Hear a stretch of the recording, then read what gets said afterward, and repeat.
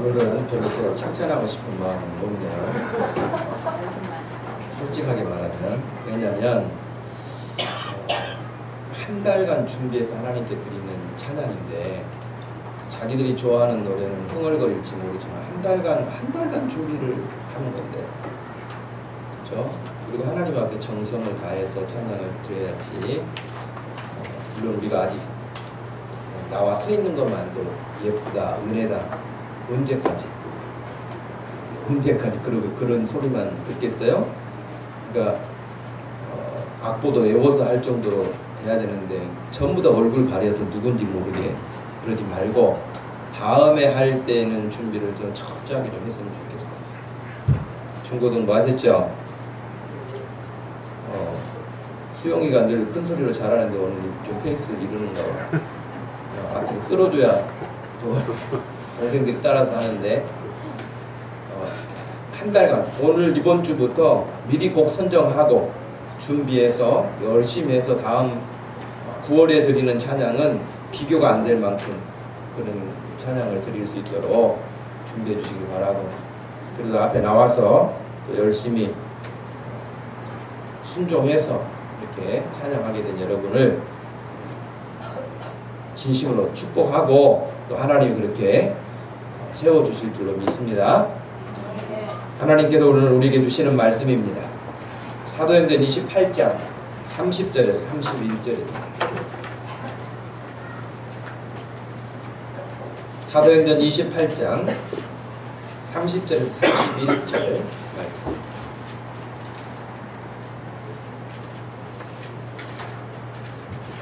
성경이 없는 사람들은 주보에 요절 암송란에 기록해놨으니까 보시고 우리 같이 말씀을 읽겠습니다. 바울이 온 이태를 자기 셋집에 머물면서 자기에게 오는 사람을 다 영접하고 하나님의 나라를 전파하며 주 예수 그리스도에 관한 모든 것을 담대하게 거침없이 가르치더라. 아멘. 당신에게서 멈추지 않게 하라는 제목으로 말씀을 전하겠습니다. 우리는 지난 2개월 동안 매일 아침에 하는 큐티 말씀 묵상의 본문이 사도행전이었습니다. 사도행전 말씀을 통해서 매일 말씀을 보는 중에 이제 지난주 금요일에 사도행전 28장이 끝났어요. 제가 신대원에서 공부할 때 읽었던 초대교회사라고 하는 교회 역사를 통해서 사도 바울이 복음을 전하던 그 시대, 또 바울만이 아니라 많은 하나님의 사람들이 복음을 전하던 그 시대, 그 역사를 이렇게 살펴보게 됐는데, 그 초대교회사라고 하는 책 2장에서 이런 이야기를 합니다. 초대 기독교 신자들은 예수님의 탄생의 시기와 장소, 이런 모든 것들이 결코 우연한 것이라고 생각하지 않았다. 예수님이 오시기 전에도, 그리고 오시는 그때에도, 그리고 그 이후에도 오늘에 이르기까지 우연이란 없음을 갈라디아서 4장 4절, 때가 참에 하나님이 그 아들을 보내사 여자에게서 나게 하시고 율법 아래 나게 하신 것을 통해 설명하고 있습니다. 때가 참에 우리 눈에 보기에는 다 우연히 그냥 그렇게 세상 아무 일 없이 무계획적으로 진행되어지는 것 같지만, 하나님께서는 계획하신 그 일이 때가 참에 하나님이 정하신 그 때가 되매 그 일을 펼치시고 이루어 가시는데, 예수 그리스도가 오신 일이 바로 그 일이라고 설명하고 있습니다. 그러면서 교회 역사는 이 세상의 역사와 결코 분리된 적도 없고 분리될 수도 없으며, 이 역사 한 중앙에서 우리가 하나님을 섬기고 있다라고 하는 것을 이해하기 합니다. 여러분, 각 시대마다 하나님의 사람들이 하나님의 말씀을 받아서 하나님을 경외하고 하나님의 말씀을 따라서 살았던 것처럼, 이 시대, 2013년이라고 하는 이 시대를 살고 있는 우리가 혹은 50년, 100년이 지난 이후에 2013년의 역사를 이야기하면서 한국 교회에 어떤 이야기를 할 수 있을까? 그때 100년 전에 살았던 사람들은 이런 믿음의 생활을 했던 사람들이다 라고 우리 믿음의 역사를 100년 후에 이야기할 수 있을까? 그때도 지금처럼 교회가 이 땅에서 그렇게 흥왕하게 하나님을 찬송하고 예배할 수 있을까? 그건 여러분 장담할 수 없습니다. 왜냐하면 지금 복음을 전하면은 사형을 시켜도 될 만큼의 법을 가지고 있는 터키라고 하는 그 나라는 과거에 사도 바울이 열심히 복음을 전하였고 그리고 소아시아에 7교회가 있었던 복음이 아주 왕성했던 나라가 터키입니다. 초대 지역, 초대 교회 사회에서 그렇게 하나님을 잘 섬겼던 나라가 터키인데 지금은 아예 예수 그리스도의 복음을 전하지 못하도록 막고 있는 타락국가 가운데 하나입니다. 그러므로 대한민국이 지금 하나님을 섬기고 교회가 있고 지금 우리가 하나님을 섬기고 있지만은 이게 50년 후에도 100년 후에도 계속된다라고 하는 보장은 우리는 할 수가 없습니다. 다만 믿음을 우리가 그 시대 사람들이 감당했던 것처럼 우리 역시 믿음을 잘 감당해서 우리가 잘 믿고 자녀들이 하나님을 바르게 섬기고 그 자녀들이 또 자녀들에게 하나님의 말씀이 생명인 줄 알아서 전한다면 그 일은 계속해 가겠지만 그렇지 않고서는 과거의 역사 한 페이지를 공부하는 데 소개될 뿐일 것입니다. 여러분, 로마라고 하는 나라, 이 로마라고 하는 나라는 지금 중국이 급부상해서 미국과 동등한 관계를 가지고 이렇게 힘을 겨루게 하죠. 그러나 아직도 미국이 하고 있는 어떤 일들이나 여러 가지 모습에서는 미치지 못하는 것들이 대부분이지만 경제력이라든지 세계의 여러 나라에 대한 영향력이라든지 이런 것들은 지금 중국이 강력한 힘을 지금 과시하고 있는 그런 시기입니다. 미국이 세계 경찰 국가라고 하는 그런 이름으로 늘 크고 작은 내전이나 전쟁에 개입해 자기의 목소리를 내고 그런 일들을 해왔다고 한다면 또 지금도 그런 일을 한다면 로마라고 하는 나라는 더 강력한 모습을 가지고 있던 시기입니다.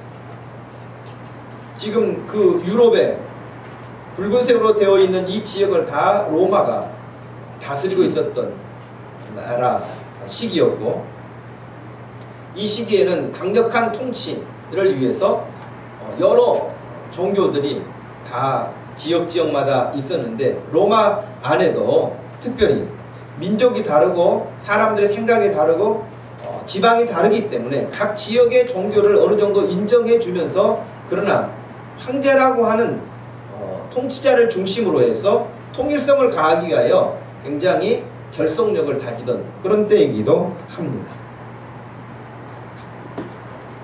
그러나 여러분 여기서만 그치지 않고 그 일들이 점점 더 발전, 자기 나름대로 정치를 발전시키고 통치수를 더 강화시키는 그런 과정에서 우리에게는 참으로 아픈 상처들이 있는데 그것은 아주 철저하게 기독교를 탄압했다고 하는 것입니다.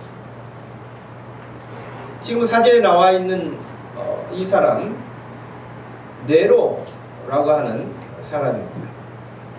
네로 황제의 두상을 지금 소개해놨는데 이 사람을 지금 앞에 세운 이유는 로마 황제들이 기독교를 탄압하는 일이 여러 시대마다 있었지만 특별히 그 중에서 10대 탄압이라고 하는 아주 악랄하고 무서운 그런 기독교인들을 잔인하게 죽이고 예수를 믿지 못하게 하고 황제를 숭배하도록 하는 그런 일들이 일어나기 시작했는데 그 극단적인 어떤 부분들이 바로 이 네로에서 시작되었다고 하는 것입니다. 여러분 네로 황제로부터 시작해서 그 밑에 소개되어 있는 수많은 황제들이 다 기독교를 적대적인 태도를 가지고 탄압을 했는데 특별히 네로 같은 사람은 여러분 우리가 역사를 통해서도 잘 알고 있지만 또 정확하게 어떤 것이 더 정설에 가까운지는 모르겠지만 정신 이상이 올 만큼의 사람이었고 방화 사건의 주범이라는 사람도 있고 방화 사건은 네로하고는 상관없지만 그 결과적으로 그 모든 일들을 처리해 나가는 과정에 있어서 그 책임을 기독교인들에게 전가시켜서 기독교인들이 이렇게 화제를 내게 되었고 그래서 기독교인들을 탄압하게 되는 그런 일들이 바로 네로 때 시작된 것입니다. 여러분 심지어 네로 황제가 있던 그 시대에 기독교인들을 얼마나 어느 정도 무섭게 탄압을 했느냐. 그 당시에 여러분 궁전에서 이렇게 잔치를 베풀고 어떤 연회가 있고 그러면은 불을 다 켜잖아요. 불을. 지금 뭐 전기불도 있고 다 이렇게 했지만 그 당시에는 그런 시대가 아니니까요. 다 불을 켰는데 사람을 묶어두고 그 사람에게 불을 질러서 사람이 타면서 환하게 비치게 했습니다. 그 화형을 당하는 사람들이 다 누구냐면 기독교인들이었습니다. 무섭죠? 사람을 태우는 거예요. 산 사람을 태우는 겁니다. 기독교인들은. 예수 믿는다고 하는 것 때문에. 그것이 네로 황제 때 시작된 거예요. 베드로도 네로 황제 때 순교한 것으로. 그리고 지금 우리가 사도행전 28장 읽었던 마지막 장면에서 사도 바울 역시 네로 황제 시대에 순교한 것으로 나옵니다. 물론 이런 탄압이 꼭 로마 시대만 있었던 건 아니에요. 지난 역사, 수천 년의 역사 가운데 하나님을 섬긴다고 하는 이유 때문에 수없이 많은 사람들이 목숨을 잃었고 정말 인간으로서는 더 이상 견딜 수 없는 그런 탄압을 받고 고통 가운데 신음하며 사는 그런 일들이 있어 왔습니다. 지금 현재도 오픈도어스라고 하는 선교회가 선정한 기독교 탄압 국가 가운데 1위가 북한입니다. 지금 우리하고 한반도라고 하는 이 같은 땅 위에 있는 북쪽 지역에 그 지역이 지금 이 세계에서 가장 기독교를 탄압하는 국가로 나와 있어요. 예수 믿다가 잡히게 되면 지금도 죽입니다. 그리고 다른 사람들에게 경각심을 심어주기 위해서 잔인하게 죽입니다. 단순하게 총살을 시키지 않습니다. 여러분 전에도 소개했던 것처럼 가끔 여러분 여기 아스팔트 포장하는 모습을 본 적이 있죠? 아스팔트 포장을 하면은 아스팔트를 이렇게 깔아놓고 그것을 다지는 작업을 합니다. 그 다질 때 큰 롤이 달려있는 차를 보는 적이 있을 거예요. 그거 다 쇳덩어리죠. 북한에서는 영상으로 보고된 어떤 순교에 대한 이야기가 나올 때 바로 아스팔트를 미는 그런 트레일러로 기독교인들을 놓고 밀어요. 그렇게 죽이는 거예요. 그럼 그걸 보고 있는 사람이 나도 예수 믿어야 되겠다 그 생각이 들겠습니까? 얼마나 두렵겠습니까? 지금도 여전하게 예수 믿는다고 하는 그 이유 때문에 죽어가는 사람들이 지구상에는 많습니다. 여러분 저와 여러분들이 이 시대에 어떻게 보면 너무 편안하게 어찌 보면 우리는 예수 믿는다고 하는 핍박은 없고 예수 믿는다는 핍박은 없고 우리가 게을러서 나태해서 하나님을 섬기는 일에 너무 소홀해진 것이죠. 지금 똑같이 2013년도를 살면서 어떤 사람은 생명 걸고 예수를 믿는가 하면 어떤 사람은 그렇지 못한다. 이런 상황에서 여러분 누가 더 행복할까? 누가 더 안전할까? 생각을 해봐요.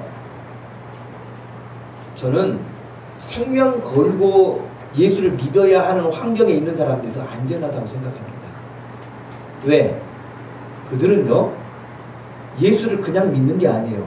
생명 걸고 믿는 거예요. 그냥 교회 다니는 거 아니에요. 생명 걸고 다니는 거예요. 예수 믿는가 안 믿는가 모호한 게 아니에요. 명확한 거예요. 내가 지금 죽는다 할지라도 예수 부인할 수 없다고 하는 믿음 고백이 분명한 거예요. 그런데 그 사람은 틀림없는 거 아니겠습니까?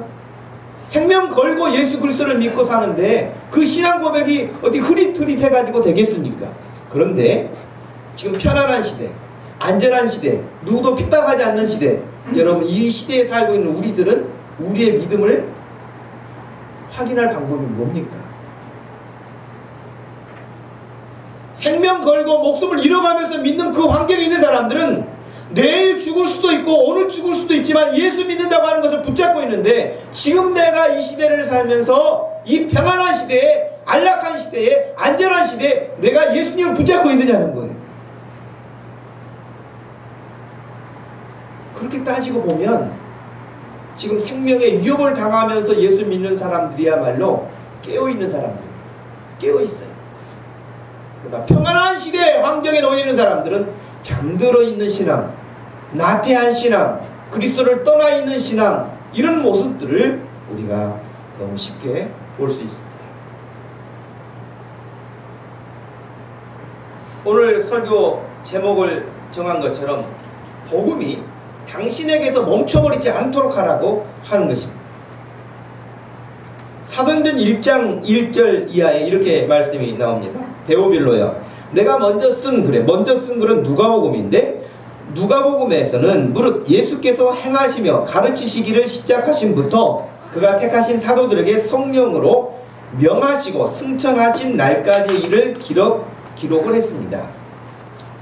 그가 고난받은 후에 십자가 죽으신 이후에 또한 그들에게 확실한 많은 증거로 친히 살아계심을 나타내사 40일 동안 그들에게 보이시며 하나님 나라의 일을 말씀하셨다라고 그렇게 기록하고 있습니다. 예수 그리스도께서는 사도행전 1장 8절 말씀에서도 성령이 너에게 임하게 되실 터인데, 임하시게 되면 너희는 다른 일을 하는 것이 아니라, 물론 직업이 다를 수도 있고 공부하는 것이 다를 수가 있고 사는 곳이 다를 수 있지만, 누구라도 어디에 살든지 나이가 많고 적음을 떠나서 누구든지 예수 믿게 되어지는 성령이 임하시면, 성령이 임하시는 그 사람은 내 증인이 될 것이라고 말씀하셨어요. 다시 말하면 내가 예수 믿는 사람인가 아닌가에 대한 확실한 증거를 찾으라고 한다면, 내가 예수님을 다른 사람에게 증언하고 있는가, 증인으로 살고 있는가 라고 하는 것입니다. 내가 누구에게, 내가 지금 전도해서 그 사람의 교회를 나오고 안 나오고는 두 번째 문제예요. 내가 다른 사람에게 끊임없이 예수 그리스도를 전하고 내가 증인으로 살고 있는가 하는 것이 내가 크리스찬인가 아닌가에 대한 시금석과 같은 거예요. 왜? 사도행전 1장 8절에 예수님 말씀하신 것처럼 성령이 임하시면, 성령이 임하셔야 예수 믿는 사람이 되거든요. 성령이 임하시지 않는데 예수 믿을 수는 없습니다.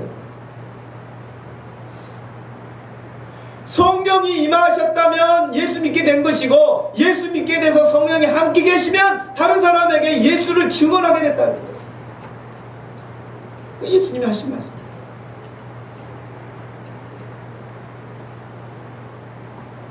우리 예수 믿는 사람들이 신앙생활하는 거 굉장히 단순합니다. 물론 복잡한 내용들도 있습니다만은 단순해요. 그 단순함이 뭐냐?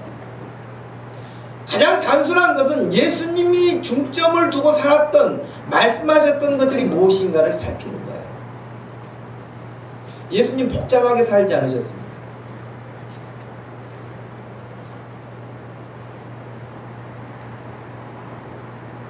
마태복음 4장 17절 말씀 여러분 한번 찾아서 같이 읽어보겠습니다. 마태복음 4장 17절입니다.